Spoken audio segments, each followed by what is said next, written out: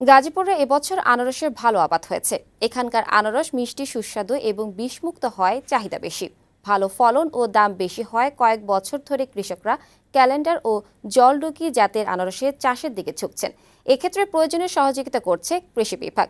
গাজীপুরে উৎপাদিত আনারস স্বাদ ও মানের জন্য সুপরিচিত। অন্য বছরের মতো এবারও জেলার বিভিন্ন উপজেলায় আনারসের চাষ করেছেন কৃষকরা। তবে ক্যালেন্ডার ও জলডুগি জাতের আনারসের চাষই বেশি হয়েছে। এবছর আনারসের বাজার মূল্য ভালো। প্রতি বিঘা জমিতে যে পরিমাণ আনারস হয়েছে তা প্রায় 1,20,000 টাকায় বিক্রি করতে পারবেন বলে আশাবাদী কৃষকরা। আনারসের পাশাপাশি এর চারা বিক্রি করেও তারা লাভবান হচ্ছেন। চাষিরা আরও জানান, আনারস চাষ করতে খুব বেশি পরিচর্যার প্রয়োজন পড়ে না, তাই উৎপাদন খরচ বেশি নয়। বছরের শেষে প্রতি ভাইয়েরই 2 লাখ, 4 লাখ, 3 লাখ এরকম ধরনের আমরা আনারস বিক্রি করতে পারি। লাভজনক গৃহস্থী বলা যায়, মানে কোনো কীটনাশক তেমন কোনো প্রয়োজন পড়ে না।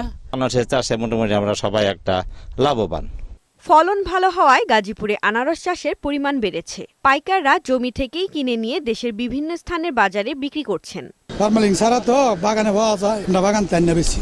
অনেক কৃষকই আনারসের বাজার মূল্য ভালো দেখে এই ফল চাষে আগ্রহী হচ্ছেন। অনেকের কর্মসংস্থানও হচ্ছে।